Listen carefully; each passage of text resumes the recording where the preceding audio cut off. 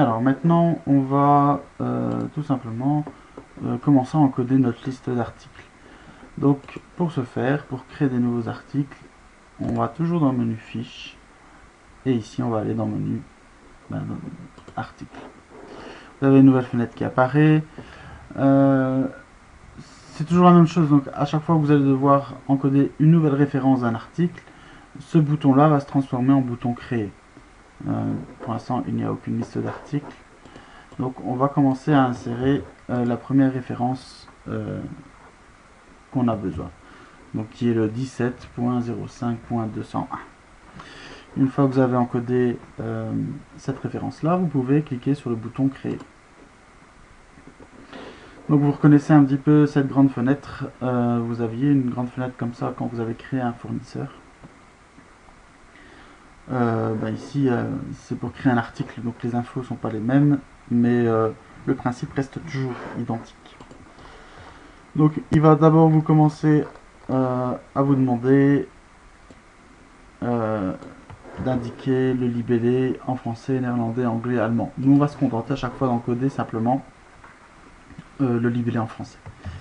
Donc voilà, cahier 100% recyclé blanc, 80 grammes avec 36 feuillets. Maintenant on va un petit peu aller voir ce qu'il y a dans les autres onglets. Donc l'onglet stock, ça permettrait, si vous aviez un appareil à code barre, donc d'indiquer le code barre correspondant. C'est pas intéressant. L'historique, c'est l'historique de vos achats. L'état des stocks, c'est l'état des stocks que vous avez par rapport à l'article. Donc si vous avez du stock, si vous avez déjà commandé de nouveaux articles, et ainsi de suite. Compta. Donc théoriquement vous ne devez pas toucher à ça puisque vous aviez mis dans la famille standard les comptes corrects. Maintenant vous pouvez toujours vérifier s'ils sont là et si les codes TVA sont bien indiqués. C'est vraiment important. Maintenant on va aller sélectionner notre fournisseur. Donc dans l'onglet fournisseur, ça va nous permettre d'indiquer, voilà, pour cet article là c'est tel fournisseur et notre fournisseur nous fournit l'article à tel prix.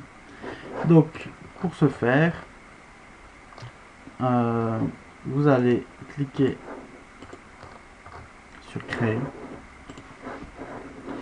On va aller sélectionner notre fournisseur, donc la petite loupe. Fournisseur, vous en avez qu'un, donc c'est pas compliqué. Sélectionner. Tabulation. Donc ici vous allez indiquer le nom de l'article chez votre fournisseur. Donc chez notre fournisseur, l'article s'appelle cahier-80 grammes-36 feuillets. On dit au fait que pour cet exercice là, du moins l'exercice Bricolux, notre fournisseur va toujours nous livrer dans les 10 jours. Donc le délai de livraison est de 10 jours. Le prix d'achat pour cet article, ici il est de 8,97 €. Tabulation. Donc ici c'est, admettons s'il y a des frais de port sur les articles, on peut encoder le poids, le pays d'où ça vient. Nous ça ne nous intéresse pas. Par contre la quantité minimum d'achat pour l'exercice pour ce fournisseur là sera toujours de 20. Donc ça veut dire que vous avez toujours l'obligation d'acheter minimum 20 articles, 20 pièces de chaque. Ok. Donc ici maintenant vous voyez que les données sont inscrites dans le tableau. On va pouvoir passer au tarif client. Donc c'est un peu le même principe. On va créer nous un tarif client qui sera valable pour tous nos clients, mais sinon on pourrait aussi selon certains clients dire ben voilà, ce client là a le droit à ce prix là et ainsi de suite. Donc on clique sur créer. Vous avez référence client, on n'indique rien puisque ça sera le même prix pour tout le monde, donc on met pas de référence. On va mettre le prix hors TVA auquel on vend cet article, donc nous on va le vendre à 13 € hors TVA. Alors vous allez voir qu'il va calculer le prix TVA comprise tout seul, comme un grand. Voilà. Quantité minimum, la quantité d'achat pour nos clients est d'au moins une pièce. On clique sur OK. Comme vous pouvez le voir, il indique les informations directement dans le tableau. Une fois que vous avez tout simplement encodé ces informations-là, on va pouvoir fermer. Donc on vérifie la signalétique, on vérifie le libellé, la famille standard, ok.